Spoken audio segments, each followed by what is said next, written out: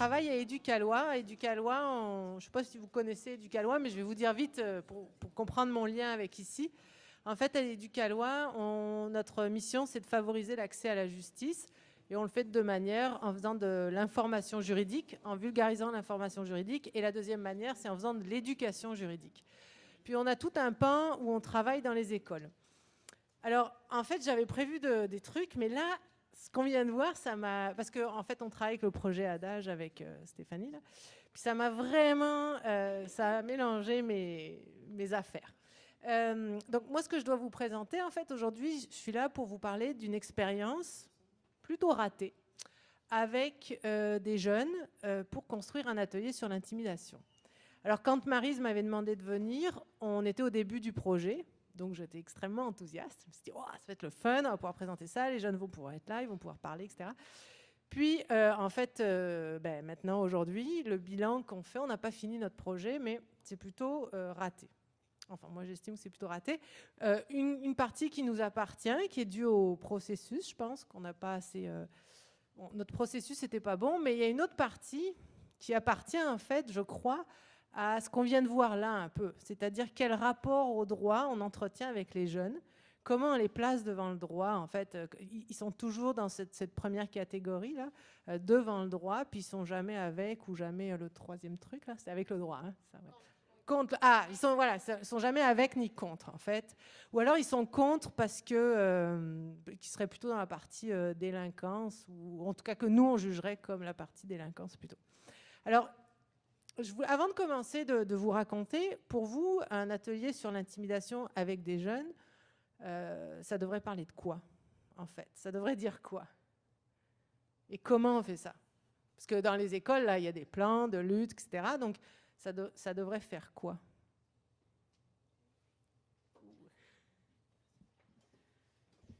À quoi ça devrait ressembler?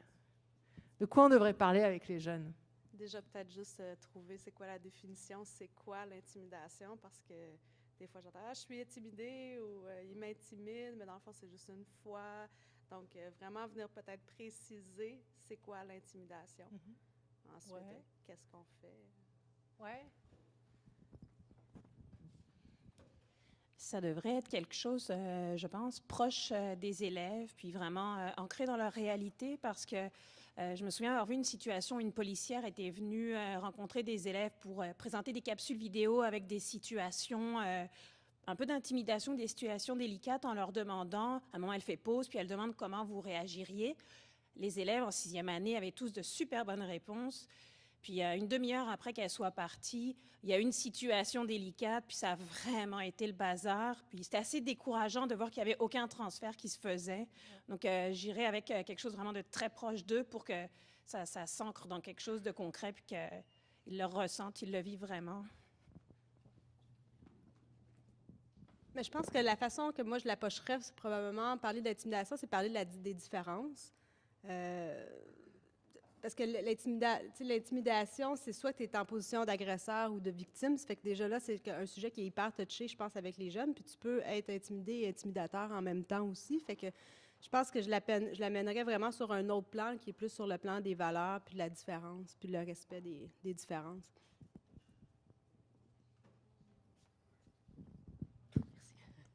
Je pense qu'un atelier sur l'intimidation avec des jeunes dans une école devrait permettre d'ouvrir à de l'intimidation qui n'est pas juste entre les élèves.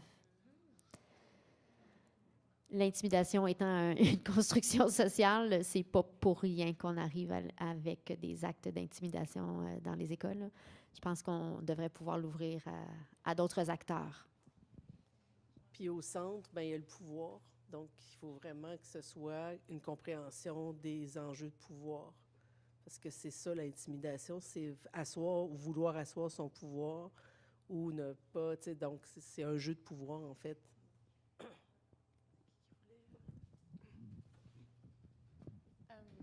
Souligner aussi qu'être témoin d'intimidation sans dénoncer, c'est peut-être y contribuer.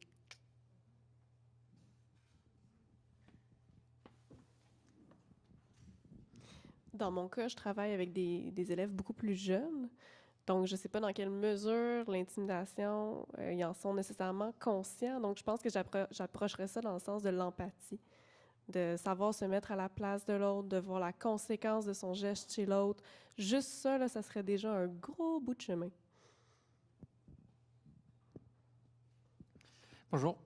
Donc, moi, je suis dans un contexte d'école alternative où tout le monde est ami avec tout le monde se tutoie, c'est vraiment l'osmose totale. Et donc, l'intimidation ne peut pas exister. Elle est niée de la direction jusqu'aux parents. Il n'y a pas de place au mot intimidation. Il n'y a même pas la politique obligatoire qui est possible de penser parce qu'on est tous amis. Et comment on fait ?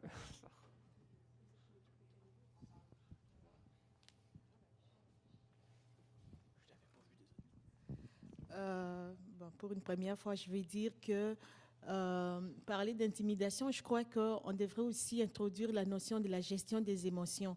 Parce qu'on a parlé de pouvoir, puis tout ça. Alors, je pense qu'autour de ça, il y a les émotions qui nous amènent à nous comporter d'une certaine façon. Et il y en a qui recourent à l'intimidation.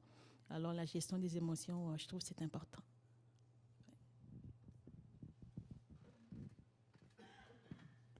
Il y a peut-être les conséquences aussi à l'intimidation. On sait que c'est mauvais, mais...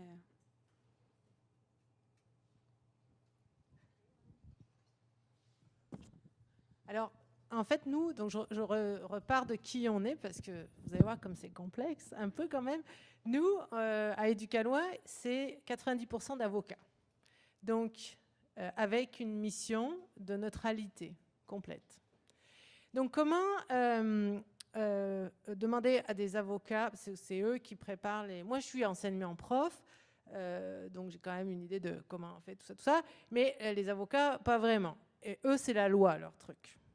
D'accord? Donc, comment on concilie éducation et loi pour éviter d'être dans un rapport devant le droit, justement? Ben, cette expérience-là, plus ce que je viens d'entendre, en fait, moi, c'est comme une révélation. C'est-à-dire que donc l'intimidation, nous, notre idée, c'était de l'aborder de manière juridique. C'est quoi l'intimidation? Juridique, pas juridique, en fait. C'est quoi la définition, déjà, légale de l'intimidation? Puis... la question des conséquences, est-ce que les conséquences de l'intimidation sont toujours juridiques ou pas? Est-ce que l'intimidation est quelque chose de juridique?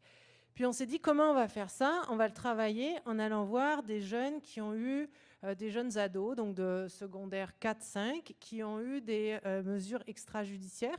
Donc je ne sais pas si tout le monde sait ce que c'est, mais en gros, c'est des jeunes qui ont commis un acte... délinquants, là, ou je ne sais pas comment on dit, enfin, qui ont commis un délit, en fait, et puis qui se sont fait arrêter, puis la police, au lieu de les judiciariser, leur a donné une mesure extrajudiciaire. Donc, à ce moment-là, ils vont dans un organisme de justice alternative qui leur fait faire ou du travail bénévole, ou ils ont des ateliers pour travailler leurs attitudes prosociales. Donc, nous, on a travaillé avec l'organisme dans le cadre de bénévoles. On a demandé à ces jeunes-là de partager leur expertise, en fait, d'intimidateurs avec nous pour construire notre atelier. Et là, ça a été quand même... On les a vus 4 fois 2 heures. Puis moi, j'avoue que ça a été un gros choc, parce que... pourquoi c'était un gros choc? Parce que, en fait, je me rendais compte que, pourtant, ces jeunes, ils ont eu plein d'ateliers, attitudes prosociales. À l'école, ils ont eu plein de trucs contre l'intimidation. On leur a dit... Après, il y avait le jeu de ces jeunes vis-à-vis de nous qui ne connaissaient pas, etc.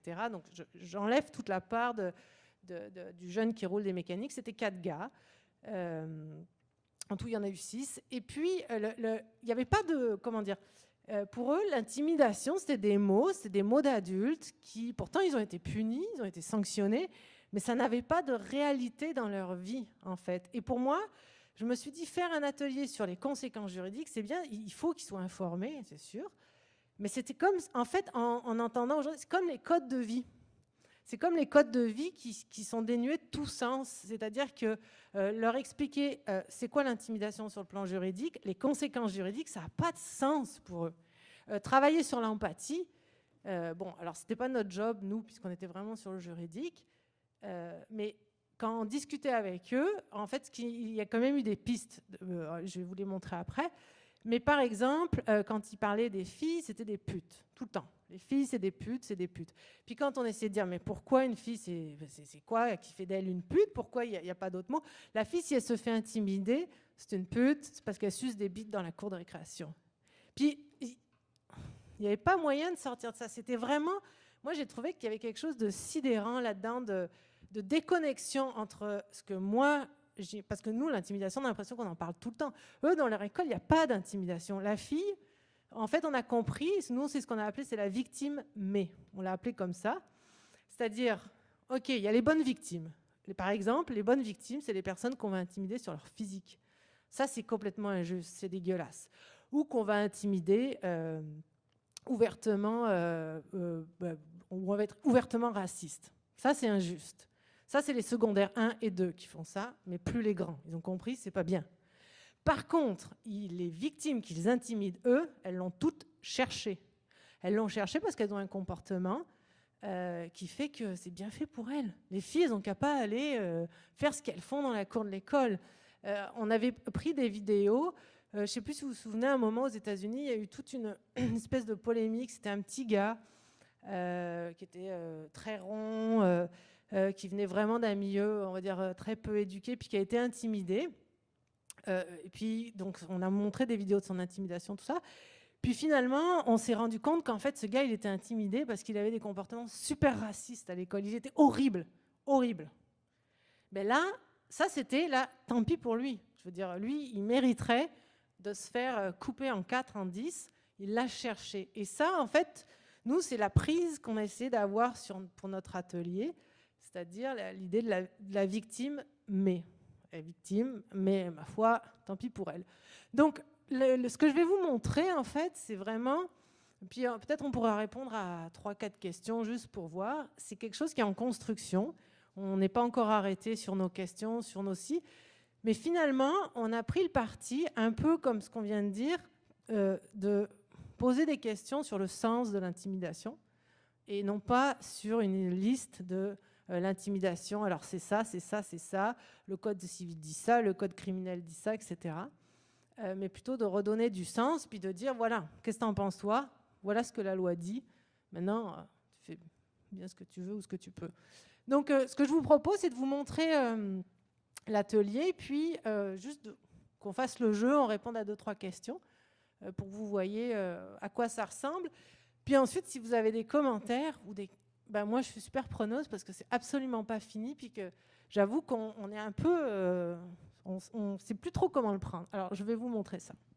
Donc, ah oui, dans quel contexte c'est? Nous, nos ateliers, en fait, c'est pas nous qui les donnons. Ils sont mis dans une banque, puis les enseignants peuvent les demander, et c'est un juriste qu'on ne connaît pas, qui a un manuel de l'utilisateur, le PowerPoint, qui arrive dans une classe et qui anime les ateliers. Donc nous, on n'a plus de contrôle sur ce qui est fait non plus. Voilà.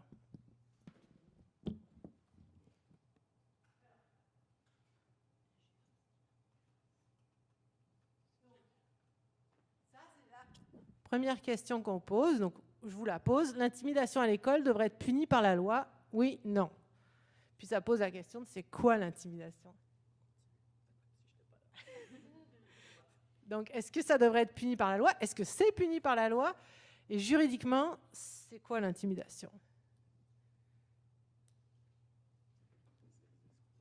J'aimerais bien que vous répondiez, parce que moi, je ne suis pas juriste. Alors... Ça n'existe pas dans la loi, c'est le harcèlement. L'intimidation, sans la loi, ça ne marche pas. Les SPVM ne peuvent rien faire pour nous de ce côté-là. Ouais. C'est juste le harcèlement criminel. Ouais. Ça apparaît dans la LIP, il me semble. Oui, par contre. Ouais. C'est ça. Est-ce que vous avez donc... Ça apparaît dans la loi sur l'instruction publique. Il y a un plan de lutte. Mais l'intimidation, ce n'est pas un concept juridique. Ça n'existe pas. D'accord? L'intimidation, ce sont des comportements qui sont punis par la loi. C'est comme la question des violences sexuelles. En fait, c'est le même principe. Les violences sexuelles, ça n'existe pas. Hein? C'est des comportements qui sont punis par la loi. Donc, est-ce que l'intimidation à l'école devrait être punie par la loi? Qu'est-ce qu'on fait avec cette question, en fait? Qu'est-ce qu'on répond? Qu'est-ce que vous en pensez, vous? Bien, on est à l'école. L'école a une mission d'éducation. Donc, est-ce que ça devrait être puni ou est-ce qu'il devrait y avoir acte d'éducation? Est-ce qu'on peut combiner les deux?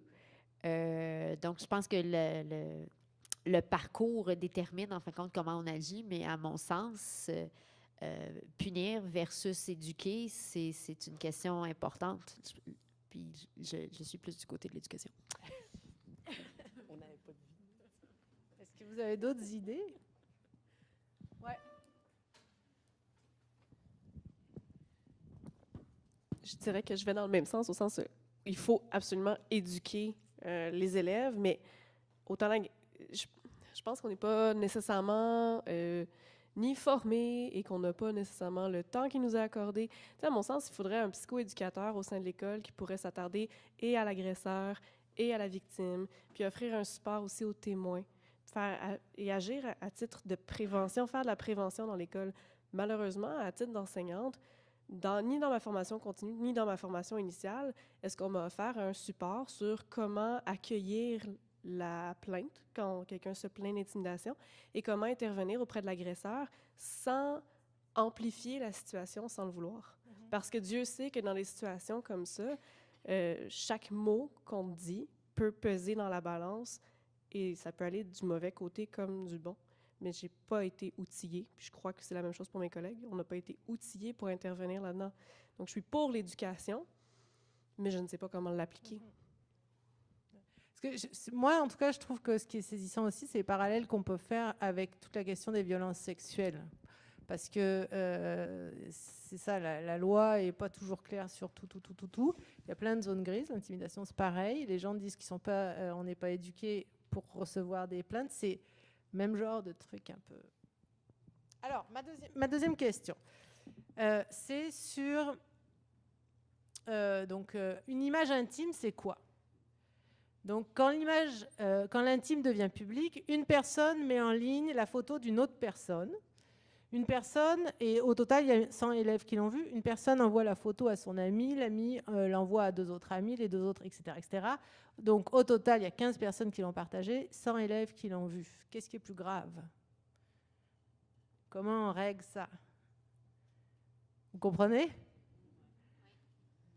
Ça, c'est quelque chose, par exemple, sur lesquels ils sont beaucoup revenus, les jeunes. Ouais.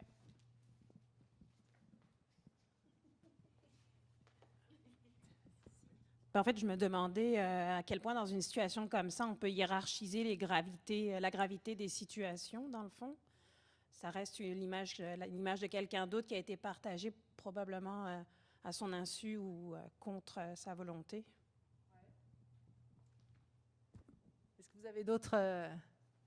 Parce que pour les jeunes qu'on a vus, en tout cas, il y en a une qui est grave. C'est une seule personne qui publie. Là, pour eux, c'est grave. Par contre, si moi j'envoie finalement une photo de ma blonde ou de mon chum à mon ami, je dis « Ah, regarde », ben là, c'est pas grave. Donc, pour eux, c'est pas du tout pareil, parce que dans la première, il y a une intention de nuire. Dans la deuxième, il n'y a pas d'intention de nuire, c'est juste, je montre à mon chum la photo de mon chum ou de ma blonde. C'est complètement différent. Et là, on a eu une discussion d'1h30 à peu près, juste là-dessus, sur les jeunes. En leur disant, du point de vue de la loi, en fait, tu fais exactement la même chose, c'est-à-dire que tu publies une photo intime, sans le consentement de la personne. Donc, pour des mineurs, c'est de la pornographie juvénile. Là, ils sont complètement tombés des nues. Et sur la question de leur responsabilité, en fait, moi, je ne suis pas responsable si mon chum, il la renvoie à quelqu'un d'autre. Donc, par exemple, ça, je ne sais pas si c'est cette question comme ça qu'il faut poser, mais en tout cas, il faut l'amener sur la question de la responsabilité. J'étais fatiguée, mais là, je suis repartie. En fait, aussi, dans ça, je vois la première avec les réseaux sociaux, il y avait l'idée de nuire, mais de l'autre côté, il y a un peu cette espèce, on dirait une sensation de fierté, un peu de valorisation par celle qui va avoir une grosse poitrine aussi. On tire une fierté de notre blonde, puis on veut le partager avec les autres, puis là, ça a peut-être, on dirait, une connotation plus positive, alors que pour la personne concernée, les conséquences sont les mêmes. Pardon. Il n'en demeure pas moins qu'on viole l'intimité d'une personne et qu'on l'objectifie, en fin de compte. Donc, qu'ils le perçoivent comme étant positif ou non, c'est la même dynamique. Moi, j'ai une question en fait sur le procédé de vos ateliers, parce que ça peut avoir un impact. Est-ce que c'était, tu les voyais une par une, tu les voyais un par un, ces jeunes, ou est-ce qu'ils étaient en groupe? Parce qu'il y a toujours ces histoires de performance, de performer sa masculinité devant ses pairs, qui peut impacter le type de réponse que vous pourriez avoir. Voilà. Je pense aussi que ce qui est intéressant, c'est que peu importe la situation, c'est la position de pouvoir qui est dans les deux. T'sais. Peu importe dans laquelle il est, un peu ce que tu mentionnais tantôt, c'est une question de pouvoir sur l'autre, sur l'image de la personne qui a sur l'image.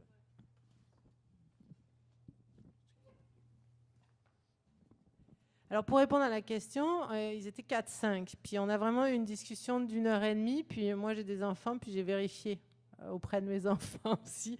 Je leur ai dit, oh, ils ont dit ça, qu'est-ce que vous en pensez? Puis, eux avaient, en tout cas, si on parle juste de leur connaissance du droit, pour eux, il y a un truc qui est grave, parce que je ne mets pas sur les réseaux sociaux. Ça, c'est comme si c'était vraiment enregistré. On ne met pas sur les réseaux sociaux. Puis, l'autre truc, c'est pas grave. Je le partage dans l'intimité, en fait. Donc, c'est pas grave. Et puis, c'est ça. Donc, c'est une bonne piste, la question du pouvoir ou de violer l'intimité de quelqu'un. Que finalement, mon acte, la conséquence est la même. Mais moi, je vous dis pas que je suis d'accord avec eux. Je vous transmets juste les interrogations, en fait, que ça posait là-dessus. Donc, ça, c'était vraiment pour eux un point où on a vraiment essayé de discuter, de voir. Alors après, autre type de question. Ah oui, un adolescent se fait intimider et harceler par un autre élève. Son cousin veut l'aider. Il dénonce la situation à un surveillant et demande à l'intimidateur d'arrêter. Il n'arrête pas, au contraire. Donc le cousin donne 3 coups de poing au visage de l'intimidateur. Il est accusé de voie de fait. C'est l'intimidateur qui devrait être puni. Tout est de sa faute, d'accord ou pas? Les deux sont dans le tort. Je veux dire, l'intimidateur n'a pas d'affaire à intimider, mais la personne qui s'en va donner des coups de poing, il n'y a pas plus de gestion des émotions qui est valable rendu là. Je sais pas, mais il me semble que je trouve ça assez évident. Selon moi, c'est l'école qui est coupable de ne pas avoir agi. Puis ça, je veux dire, je suis pas d'accord avec l'idée de flanquer les 3 coups de poing, mais premier coupable, à mon sens, c'est l'école. Mais ça, cette question c'est pour ça que moi, je vous dis, ça m'a un peu ébranlé aussi, cette affaire. C'est que pour eux, ça n'a pas de sens. En fait, ça n'a pas de réalité concrète. En fait, c'est des choses qu'ils peuvent avoir vécues, mais il n'y a rien de grave là-dedans. Parce que justement, il y avait le sentiment que la communauté d'adultes autour permettait aussi, justement, exactement ça. La communauté d'adultes permet que quelqu'un se fasse intimider et qu'il ne soit pas pris au sérieux.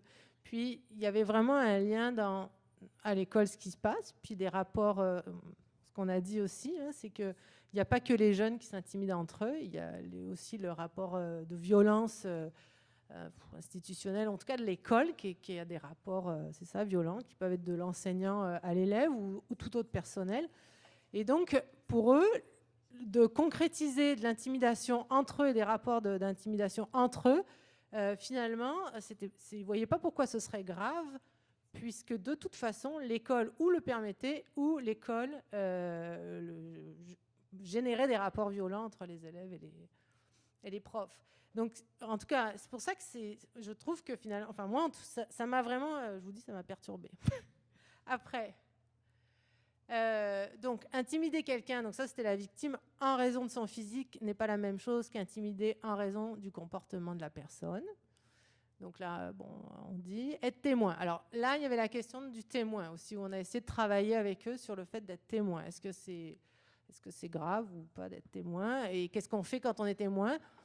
Donc là, on l'a pas mise la question, mais ce qui tournait autour de la question qu'on leur avait posée, c'est tu assistes à 2 élèves qui se battent, puis ton ami est en train de filmer. Puis en fait, on partait de cette situation réelle où le fait de filmer, ça fait qu'il y avait un engouement, en fait, encore plus, le fait de filmer la situation, c'est comme si ça donnait une carte blanche aux 2 personnes de se battre. Puis là, toi, comme témoin, en fait, témoin qui filme, est-ce que tu es coupable ou pas? Bon, leur réponse, à votre avis, c'était quoi? C'est ça. Puis vraiment l'idée après aussi de je suis témoin, je filme ou je filme pas, mais en tout cas je passe mon chemin. Est-ce que je suis coupable ou pas? Est-ce que je suis coupable au sens de la loi? Mais entre le fait de si je suis pas coupable au sens de la loi, entre la question de l'éthique et de la loi, quoi, en fait. Ça aussi. Puis ça nous a semblé super important à travailler. Puis comme on le disait, on peut être contre la loi, en fait. La loi, elle peut ne pas sanctionner des comportements, mais nous, on peut trouver que ça n'a pas d'allure, et puis on peut travailler là-dessus, en fait.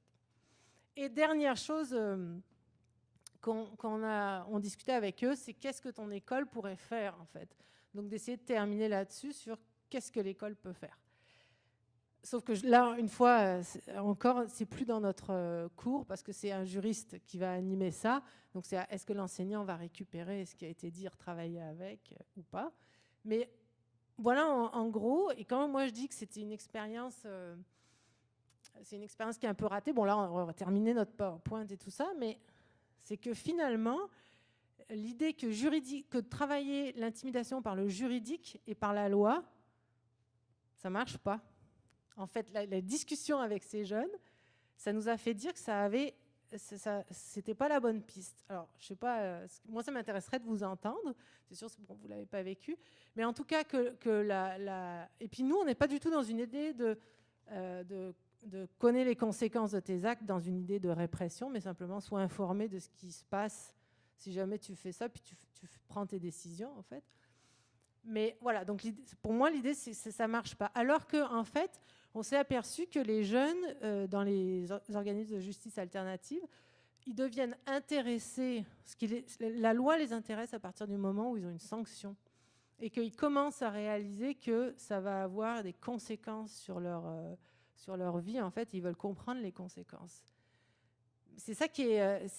C'est pour ça que moi je vous dis, je ne suis pas embêtée, je ne sais pas comment le prendre, parce que les jeunes comprennent qu'ils ont des sanctions, qu'il va y avoir des conséquences, mais en même temps on ne veut pas se dire si tu fais ça, tu vas avoir des conséquences juridiques pour ta vie future, parce que c'est une attitude hyper répressive et en même temps on sait que ça ne marche pas.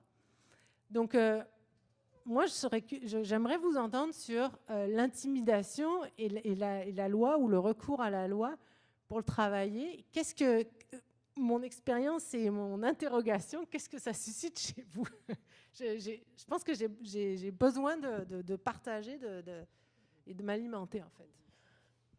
J'ai trouvé le parallèle avec les violences sexuelles très intéressant. Je suis une des 13 chercheuses qui a travaillé sur les violences, la grosse recherche sur les violences sexuelles sur les campus universitaires. Et puis nous, en fin de compte, une des choses qu'on a notées, c'est qu'il y a une culture. Il y a une culture du viol qui génère, en fin de compte, qui fait la promotion qui érotise même les violences sexuelles. Si on fait par analogie la question de l'intimidation, il y a une culture de violence et d'intimidation dans la société en général. On vit dans une société intimidatrice où même c'est récompensé sur le plan des dynamiques et de l'ascension sociale d'être un intimidateur. On a juste à regarder le président des États-Unis. Donc, à cet égard-là, ma piste de solution serait qu'il faut qu'on arrive à nommer cette culture-là et qu'on en déconstruise les fondements avec les élèves. Je pense que les élèves, si on leur demande d'où est-ce que ça vient, puis où est-ce que vous l'avez appris, je pense que là, il y a quelque chose, il y a une déconstruction culturelle à faire qui pourrait être super intéressante. Peut-être juste pour faire le parallèle, parce qu'on avait un petit peu discuté de ça tantôt, c'est les doubles messages constants qu'on entend dans la société, par exemple, par rapport à la sexualité notamment. Tu as accès à la pornographie juvénile et tout ce que tu voudras sur le web à partir de l'âge de 7-8 ans. Souvent, c'est même pas contrôlé, bon, etc., pas toujours par les parents et tout ça. Donc, c'est assez facile, mais tu as un discours normatif de l'autre côté qui réprime. Et donc, tu as tout le temps ce jeu de double message et amener les élèves à réfléchir, à avoir avec un jugement, un regard critique sur ce double message. Je pense que c'est comme l'étape numéro 1, disons. Comment on reçoit, pourquoi ce double message et comment justement, comme tu dis, déconstruire ce double message qui est pas juste par rapport à la sexualité, mais par rapport à beaucoup d'autres d'autres codes de conduite et d'autres façons d'entrer, conventions sociales et façons d'entrer en relation avec les autres. C'est comme la dignité, le concept de dignité, tu sais, qui est très peu compris, dans le fond, dans nos milieux scolaires, parce qu'on l'exploite peu, on aborde peu ces questions-là. La notion de dignité de la personne, pourquoi c'est important dans le rapport à l'autre pour ne pas objectiver ou chosifier l'autre, le rendre en objet, le construire en...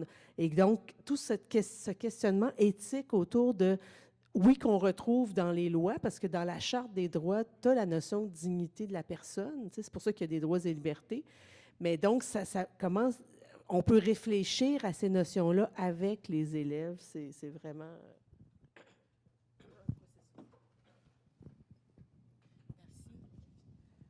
Moi, il y a quelque chose qui m'a fait tiquer tout à l'heure, c'est la réponse de la culture du viol.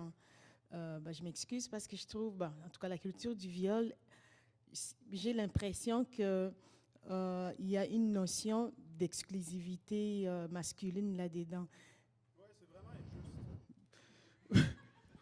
C'est ça, donc peut-être clarifier ce que cette culture du viol, là, quand on parle de culture du viol, ça implique tout, autant les femmes que les hommes, alors auquel cas il faudrait les clarifier, parce que chez moi, c'est venu me chercher, d'autant plus que je considère que quand on parle d'intimidation, alors lire ça sous l'angle de la culture du viol, ça peut introduire les billets que c'est les propres des hommes, l'intimidation. Et alors que l'intimidation, c'est unisexe, hein, je dirais autant les hommes et les femmes sont autant générateurs et victimes de l'intimidation. Alors, ce serait peut-être une attention par rapport à ces concepts-là des cultures du viol. Donc...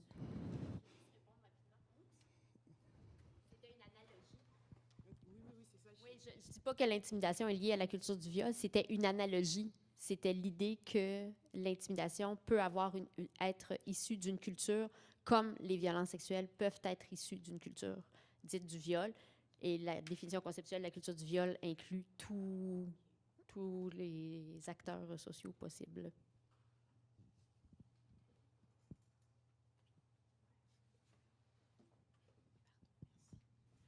Ce que je trouve un peu délicat là-dedans, c'est on n'a pas nécessairement pensé au rapport parent-enfant. Oui, il peut y avoir des situations d'intimidation, puis le fait d'avoir grandi là-dedans peut favoriser la reproduction de ces comportements, mais aussi le manque de recul, puis l'incompréhension justement par rapport au fait que ça a des conséquences ou que...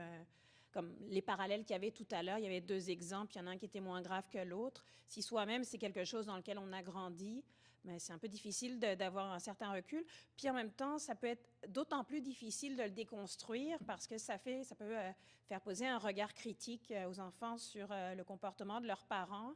Donc là, il peut y avoir des choses assez délicates, je trouve. Et puis là, par rapport à ce qui est là, est-ce que ton école pourrait faire mieux pour lutter contre l'intimidation? J'ai souvenir dans un stage dans une école où il y avait des situations délicates, puis que les élèves disaient que ça servait à rien d'en parler aux adultes parce que de toute façon, ils faisaient rien. Puis c'est vrai qu'en général, il se passe quelque chose dans la cour, un élève va le reporter à un adulte, il va froncer un peu les sourcils, il dit « oui, je m'en occupe », chercher un peu d'où ça vient, s'en occuper vaguement, puis passer à autre chose parce qu'il faut qu'il retourne en classe, il faut qu'il gère ses choses.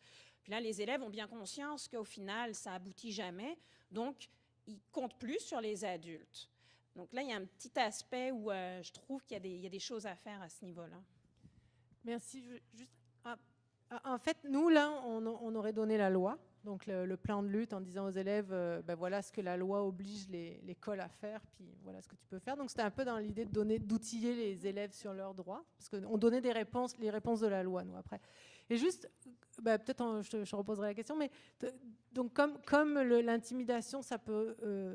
ton point, c'est de dire que comme l'intimidation peut avoir des liens avec les situations familiales, il ne faut pas en parler ou il faut en parler dans des... Non, je ne sais pas qu'il fallait pas en parler. Non, l'idée, c'était vraiment plus que ça peut être très délicat d'en parler parce que ça peut renvoyer à des choses que les jeunes eux-mêmes ont vécues.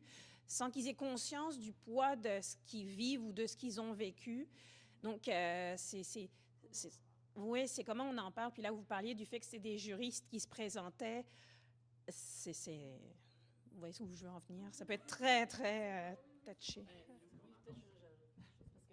Comme il y a une souffrance qui est associée à l'intimidation, parce que souvent, les intimidateurs ont été intimidés, donc ils ont vécu eux-mêmes, ils ont intériorisé un mode de comportement ou un type de relation à l'autre, en tout cas qui est fondé justement sur les rapports de pouvoir. Parce que quand tu veux asseoir ton pouvoir en général, c'est parce que tu n'as pas été reconnu, tu as été violenté, bon, etc., peu importe. Là, puis donc, il y a tout ce jeu de... Et donc, quelqu'un qui s'adresse à des jeunes, en fait, devrait être sensible à ces questions-là. Donc, des aspects juste juridiques, c'est pas sûr que ça prend pas nécessairement des travailleurs sociaux nécessairement non plus pour en parler. J'ai l'impression que les profs aussi peuvent en parler, puis des intervenants communautaires scolaires peuvent en parler. Mais il faut tenir compte du sentiment intime que la personne entretient avec cette violence-là, parce que ce rapport de pouvoir-là vient d'une volonté intérieure de se faire respecter aussi à quelque part. La personne, elle veut asseoir son pouvoir parce qu'elle se sent menacée, elle veut être respectée. Donc, il y a toute une réflexion à faire avec les élèves sur qu'est-ce qui fait qu'on ne se sent pas reconnu, on se sent comme dévalorisé, on veut avoir du pouvoir sur l'autre. Tous ces enjeux-là, dans le fond, il faut être capable de les aborder quelque part, sans nécessairement personnaliser. Des fois, on peut avoir des discussions de groupe. Ce n'est pas toujours un rapport d'enseignant-intimidateur ou intervenant-intimidateur. Il y a des discussions de groupe, il y a des réflexions collectives, plus de type philosophie pour enfants, autour de des notions d'éthique, de pouvoir, de rapport de pouvoir, etc. Mais je pense qu'on ne peut pas passer à côté, il me semble, une réflexion là-dessus qui va aller chercher l'intimité, la souffrance peut-être chez les élèves.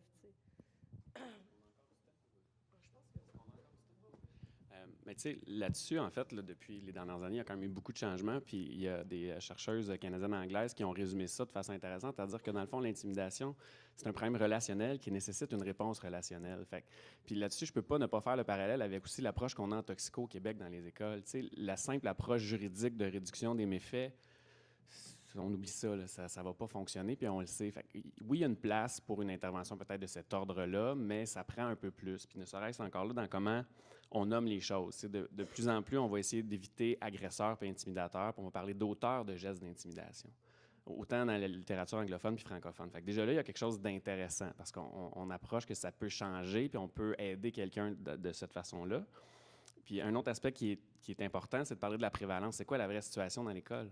Est-ce qu'il y en a tant que ça? Ça se passe où? Est-ce qu'on a un portrait qui est juste? Parce que, on le voit, là, en général, le sentiment de sécurité n'est pas toujours relié à la vraie réalité de la sécurité dans notre établissement ou dans la société. Même si le taux de criminalité diminue, on peut se sentir moins en sécurité qu'avant. Donc, dans l'école, c'est comment? Est-ce que ça va? Est-ce que ça va pas? Est-ce qu'il y en a tant que ça? Il faut aussi regarder comment ça se passe de ce côté-là. Ça va nous aider. Puis l'autre bout par rapport aux témoins, ça a été nommé, mais c'est de revenir, puis encore là, on parlait de souffrance. Les témoins, oui, ils ont un rôle, mais il ne faut pas qu'ils arrivent à se sentir coupables. Très souvent, les témoins ont aussi un grand sentiment de détresse, puis souvent vont être impactés encore plus que certaines victimes. Fait que, tu sais, c'est de leur ramener, puis c'est dans les critères qu'on s'est donnés dans la LIP, à part l'inégalité du rapport de force, puis la répétition des actes, c'est le sentiment de détresse. C'est du moment qu'il y a un élève qui vit une détresse, on veut l'aider, c'est ça l'intention. On est en relation d'aide, puis on va donner du soutien à la victime, puis l'auteur des gestes, ben oui, on va le sanctionner d'une certaine façon, mais on va surtout viser à mettre une mesure d'encadrement puis de soutien pour pas que ça se reproduise. On devrait s'en sortir. Puis l'autre chose qui est probablement le plus grand tournant majeur, puis je vais compléter là-dessus, c'est que depuis 10 ans, on a beaucoup changé parce que, tu sais, juste le nom, le plan de lutte à l'intimidation, combattre la violence, il y a quand même quelque chose d'un peu paradoxal là-dedans. Fait que de plus en plus, au lieu de dire on va être dans le tolérance zéro, on est plus dans l'intervention à 100%, puis on va davantage travailler à améliorer le climat qu'à lutter contre l'intimidation. Fait qu'il y a ça aussi que, tu sais, oui, il y a de la violence dans les écoles, je ne veux pas être jovialiste, là, mais si on arrive et dire comment je peux améliorer le climat dans mon établissement, déjà là, on est ailleurs. Puis oui, on va regarder s'il y a une situation de violence, je suis témoin d'une situation d'intimidation, qu'est-ce que je fais si ça m'arrive, ça arrive à un de mes amis.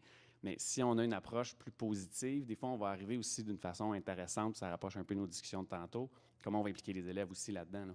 qu'est-ce qu'on fait, comment ça se passe. Puis le climat relationnel, c'est pas juste entre les élèves, c'est aussi entre les membres du personnel et les élèves, c'est entre les membres du personnel également. Puis là-dessus, tantôt, on parlait de code de vie qui ne s'applique pas aux adultes. Par contre, le plan de lutte, la façon qu'il est écrit, ça s'applique à tout le monde. C'est tout geste de violence, élève, adulte. Donc, peu importe la situation qui va survenir dans l'école, on a une prise de ce côté-là. Puis pour ceux qui veulent faire des lectures supplémentaires, il y a un bel article de Claire Beaumont par rapport au mauvais traitement des adultes envers les élèves, si vous voulez une petite lecture de chevet.